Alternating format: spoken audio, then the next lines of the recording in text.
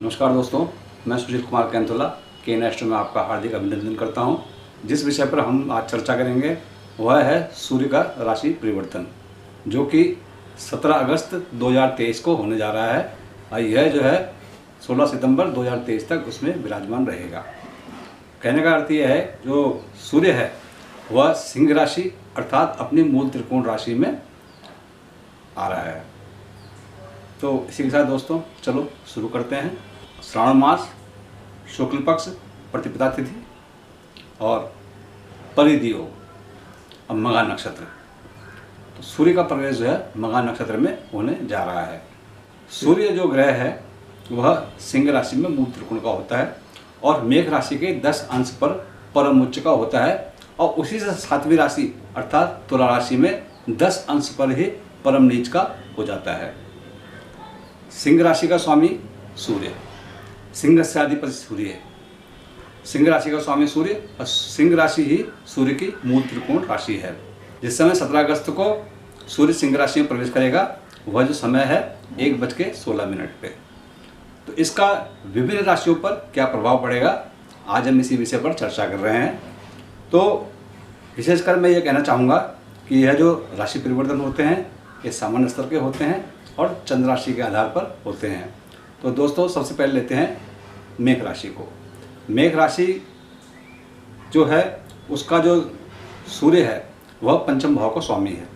पंचम भाव में सूर्य मूल त्रिकोण राशि का हो रखा है और इसी के साथ सिंह राशि में ही बुध भी विराजमान है और कुछ क्षण के लिए उसमें क्षण का अर्थात ये कुल 4-5 दिनों के लिए उसमें मंगल भी विराजमान रहेगा। और चंद्रमा तो है, क्योंकि अमावस्या के बाद की प्रतिपदा तिथि को जो है वह जा रहा है तो चंद्रमा भी रहेगा। तो चंद्रमा जो है आपका 2 तारीख को, चंद्रमा 18 तारीख को दूसरी राशि परिवर्तन कर लेगा, क्योंकि चंद्रमा जो होता है वह एक राशि में 2.5 दिन रहता है। मेघ राशि के बारे में हम कह रहे थे, आपका जो सूर्य है वो पंचम भाव में विद्यमान है। तो पंचम भाव जो होता है वह संतति का भाव कहलाता है, विद्या बुद्धि का भाव कहलाता है। तो यहाँ पर अपने राशि का होने की वजह से आपका शैक्षिक स्तर में सुधार होगा। धन भाव पर दृष्टि पड़ने की वजह से, लाभ स्थान पर दृष्टि पड़ने की वजह से निरंतर आपको धन का लाभ कराएगा। आपकी बौद्धिक संपदा का विकास होगा। विशेष करके आपको अपने मित्रों से लाभ की प्राप्ति होगी। आपको पितृकारक ग्रह सूर्य होने की वजह से आपको पिता की तरफ से विशेष सुख प्राप्त होगा। तो सूर्य जो ग्रह है वो आपके लिए उत्तम फल कारक है। अब लेते हैं वृष राशि को। वृष राशि में जो सूर्य है वह चतुर्थ भाव में विद्यमान हो जाएगा। चतुर्थ भाव में विद्यमान होने की वजह से सूर्य जो है समस्त सुखों का दाता है। अब पितृकारक तो मैंने आपको बताया ही है, किंतु चतुर्थ भाव में जैसे मैंने आपको बताया है कि मंगल भी विद्यमान है। तो मंगल और चंद्रमा विद्यमान होने की वजह से कुछ आपकी भागदौड़ रहेगी, क्योंकि चतुर्थ भाव में जो सूर्य इत्यादि, मंगल इत्यादि ग्रह होते हैं वह जो है कुछ जो है भाग इत्यादि कराते हैं। तो आपका जो है आप जो है बहुत ज़्यादा व्यस्त रहेंगे। मित्रों से कुछ द्वेष भावना हो सकती है, लेकिन फिर भी मित्रों का आपको सहयोग इत्यादि भी प्राप्त होता रहेगा। यह कुछ क्षणिक है, लेकिन पूरे 1 महीने का मैं बता रहा हूँ। तो आने वाली स्थिति में जो है आपको जो है सुखों में वृद्धि होगी। सुखों में वृद्धि होने के साथ साथ माता का स्वास्थ्य आपका सुंदर रहेगा। और यदि आप किसी स्थिर संपत्ति में, प्रॉपर्टी में कोई वाहन इत्यादि खरीदना चाहते हैं, उसमें अगर आपको सफलता प्राप्त होगी। अब लेते हैं मिथुन राशि को। मिथुन राशि में जो सूर्य है वह आपके तृतीय भाव में आ जाएगा। तृतीय भाव में सूर्य इत्यादि जो ग्रह होते हैं वो महाप्रभावी हो जाते हैं, क्योंकि तृतीय भाव जो है पराक्रम का भाव होता है। तो आप जो भी कार्य करेंगे उसमें आपको सफलता अर्जित होगी। अपनी मेहनत से, अपने पराक्रम से अपने कार्यों को आप जो है निरंतर निपटाते चले जाएंगे। विशेष करके जो आपके कलीग्स हैं, जो आपके सहयोगी हैं, उनसे आपको विशेष सहयोग प्राप्त होगा। जो भी कार्य आप कर रहे हैं उसमें आपको निश्चित तौर पर सफलता प्राप्त होगी। कुछ आप जो है तीर्थयात्रा यदि की तैयारी कर रहे हैं, यदि आप कहीं तीर्थ यात्रा में जाना चाह रहे हैं या कहीं जो है देवालय में जा रहे हैं, या विशेष करके पिता के साथ में कहीं घूमने का आपको प्रोग्राम बना हुआ है, तो वह अवश्य जो है पूरा होने जा रहा है। धन की प्राप्ति होगी, मान सम्मान की प्राप्ति होगी। अब लेते हैं कर्क राशि को। आपका जो सूर्य है वह दूसरे भाव में स्थित हो जाएगा। दूसरे भाव में स्थित होने की वजह से आपको पारिवारिक सुखों की प्राप्ति होगी। कुछ परिवार में खिंचाव हो सकता है, क्योंकि जैसे मैंने आपको बताया कि मंगल भी वहाँ विराजमान है, लेकिन 4-5 दिनों के बाद ही स्थिति सामान्य हो जाएगी। हाँ, इतना अवश्य है कि वाणी में आपके कर्कशता का भाव रहेगा। कुछ आपको दिक्कतों का सामना करना पड़ सकता है, वह मैं इसलिए भी कह रहा हूँ क्योंकि आपके पास शनि की ढैया लग रखी है और सूर्य की 7वीं दृष्टि जो है अष्टम भाव में पड़ रही है। कुछ जल इत्यादि विकार भी हो सकते हैं, अपने स्वास्थ्य का ख्याल रखें। अब लेते हैं सिंह राशि को। तो आपके तो लग्न भाव में सूर्य विद्यमान हो ही जाएगा और वैसे भी आपका सूर्य राशि का स्वामी है, तो आपके लिए यह जो समय है वह बहुत ही उन्नति का प्रतीक है। विभिन्न प्रकार से आपकी उन्नति होगी, स्वास्थ्य आपका सुंदर रहेगा, दाम्पत्य जीवन आपका सुखी रहेगा, मनोवांछित फलों की प्राप्ति होगी। और इतना मैं अवश्य कहूँगा कि यदि आपका कोई विवाद इत्यादि चल रहा है न्यायालय में, उसमें आपको सफलता अर्जित करने के योग बने हुए हैं। मान सम्मान आपका प्रचुर मात्रा में रहेगा। अब लेते हैं कन्या राशि को। कन्या राशि का जो सूर्य है वह आपके 12वें भाव में विद्यमान हो जाएगा। तो कन्या राशि वालों के लिए यह स्थिति ठीक नहीं कहूँगा मैं। आपके निरंतर धन खर्च के योग बने हुए हैं, अत्यधिक मात्रा में धन खर्च होगा और अपव्यय होगा, सदव्यय नहीं होगा। कुछ बीमारी इत्यादि भी हो सकती है, नेत्र कष्ट इत्यादि भी हो सकते हैं और शत्रु भय निरंतर बना रहेगा। गुप्त शत्रुओं का उदय होगा, वह आपको परेशान करेंगे। हाँ, इतना अवश्य है कि अकस्मात धन लाभ के योग तो बने हुए हैं, लेकिन फिर भी अपने स्वास्थ्य का विशेष ख्याल रखें। अब लेते हैं तुला राशि को। आपका जो सूर्य है वह 11वें भाव में विद्यमान हो जाएगा। 11वां भाव लाभ भाव, तो आपको निरंतर धन का लाभ प्राप्त होता रहेगा। सुख ऐश्वर्य की प्राप्ति होगी। जो आपका रुका हुआ धन था वह आपको पुनः प्राप्त हो जाएगा।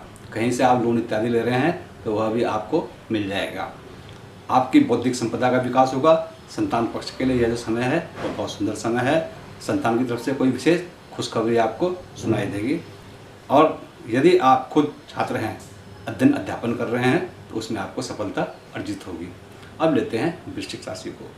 वृश्चिक राशि में जो सूर्य है वह आपके 10वें स्थान में आ जाएगा। 10वें स्थान में सूर्य होने की वजह से आप यदि नौकरी कर रहे हैं तो आपको प्रमोशन प्राप्ति के योग बने हुए हैं। यदि आप अपना कोई व्यवसाय कर रहे हैं तो आपको कोई विशेष प्रकार के ऑर्डर वगैरह या कोई भी जो है लाभ प्राप्त हो सकता है आपका। और स्थान परिवर्तन के योग भी आपके बने हुए हैं। स्थान परिवर्तन के योग ये है, जैसे मैंने आपको बताया कि प्रमोशन के योग बने हुए हैं, तो जब प्रमोशन होगा तो स्थान परिवर्तन स्वतः ही हो जाएगा। मित्रों से विशेष सुखों की प्राप्ति होगी, पिता का साथ मिलेगा, माता को सुख प्राप्त होगा और विशेष करके जो सुख संबंधी चीज़ें हैं जैसे कि भूमि सुख है, भवन सुख है, उसमें आपकी वृद्धि होगी। वाहन इत्यादि क्रय करने के योग भी आपके बने हुए हैं।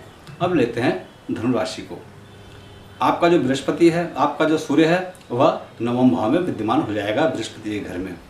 तो 9वां भाव जो है बृहस्पति के घर का कारक होता है। अब मूल त्रिकोण राशि का सूर्य जो है 9वें भाव में होने की वजह से आपको विभिन्न प्रकार के सुखों की प्राप्ति होगी। निरंतर भाग्य का विकास होगा। रुके हुए सारे कार्य आपके बनते चले जाएंगे। सहोदर बंधु बांधवों का आपको सुख और सहयोग प्राप्त होगा। मान प्रतिष्ठा की प्राप्ति होगी। पिता का स्वास्थ्य सुंदर रहेगा। पैतृक कार्यों में आपको सफलता मिलेगी। पितरों का आशीर्वाद प्राप्त होगा। मान सम्मान की प्राप्ति होगी। समाज में आपका मान सम्मान बढ़ेगा। सामाजिक प्रतिष्ठा में वृद्धि होगी। कहने का अर्थ यह है कि आपकी राशि के लिए यह जो सूर्य का राशि परिवर्तन है वह उत्तम फल लायक है। अब लेते हैं मकर राशि को। आपका जो सूर्य है वो अष्टम भाव में विद्यमान हो जाएगा। अष्टम भाव जो होता है वो आयु का भाव होता है। तो खासकर मकर राशि वालों को मैं कहूँगा कि आपके ऊपर शनि की स्थिति भी चल रही है और विशेष करके शनि जो है वह 7वें भाव में विद्यमान हो रखा है आपके। अब वक्री भी है। शनि और सूर्य की परस्पर दृष्टि संबंध हो रखा है इसमें। तो इस वजह से आपको जो है स्वास्थ्य कष्ट इत्यादि होने के योग बने हुए हैं। वाहन इत्यादि सावधानी पूर्वक चलाएं। हो सके तो वाहन ही ना चलाएं। कुछ चोट इत्यादि भी लग सकती है और कुछ पारिवारिक जीवन में दिक्कतें उत्पन्न होंगी आपको और धन हानि के योग भी बने हुए हैं। तो इस अवधि में मैं आपसे ये कहूँगा कि आप जो है सूर्य का और शनि का उपाय करें, क्योंकि आपके पास शनि की साढ़े चल रही है। इसी के साथ लेते हैं कुंभ राशि को। आपका जो सूर्य है वह 7वें भाव में विद्यमान हो जाएगा। 7वां भाव आपका जो है वैवाहिक भाव भी कहलाता है। तो 7वें भाव में जैसे मैंने आपको बताया है कि मंगल भी विद्यमान है। जो मंगल विद्यमान होने की वजह से कुछ खींचातान हो सकती है दाम्पत्य जीवन में, लेकिन उसके 3-4 दिन के बाद जो है ठीक ठाक स्थिति उत्पन्न हो जाएगी। उसके बाद पारिवारिक जीवन आपका सुखी रहेगा। यदि आप कोई नया कार्य आरंभ करने जा रहे हैं तो अवश्य कीजिएगा। व्यवसाय करने में आपको उन्नति होगी। स्वास्थ्य आपका सुंदर रहेगा। मानसिक सुख की आपको प्राप्ति होगी। जो भी कार्य करेंगे आप उसमें आपको सफलता अर्जित होगी। तो कहने का अर्थ ये है आपके लिए भी यह राशि परिवर्तन अच्छा है। अब लेते हैं मीन राशि को। आपका जो सूर्य है वह छठे भाव में विद्यमान हो जाएगा। छठे भाव के लिए कहा गया है कि षष्ठे भावा वित्त लाभम कुरु। छठे भाव में जो है पापक ग्रह जो होते हैं वो वित्त लाभ को देते हैं। तो वित्त लाभ मतलब फाइनेंशियल बेनिफिट। तो आपको अकस्मात धन लाभ की प्राप्ति होगी। इसी के साथ साथ धन लाभ के साथ साथ धन खर्च के योग भी आपको बने हुए हैं। कुछ नेत्र विकार इत्यादि हो सकते हैं आपको, क्योंकि छठे भाव में सूर्य विराजमान है और 12वें भाव में मंगल विद्यमान है आपको। तो कुछ जो है आपको जैसे आजकल चल रहा है नेत्र पीड़ा इत्यादि, कंजक्टिवाइटिस वगैरह चल रहा है, तो उसके भी योग बन रहे हैं आपके। इस अवधि में अपना जो है अपनी आँखों का ध्यान करें और शत्रु भय आपको रहेगा, लेकिन उन पे आप विजय प्राप्त करेंगे। कहने का अर्थ यह है कि मीन राशि वालों के लिए यह जो समय है वह मध्यम फल कारक है। तो दोस्तों यह था मेष राशि से लेकर के मीन राशि तक मूल त्रिकोण राशि में स्थित सूर्य का फल। तो आशा करता हूँ मित्रों आपको यह वीडियो पसंद आया होगा। यदि आपको यह वीडियो पसंद आया है तो कृपया लाइक करें, सब्सक्राइब करें, शेयर करें। तब तक के लिए नमस्कार। आपका दिन शुभ हो।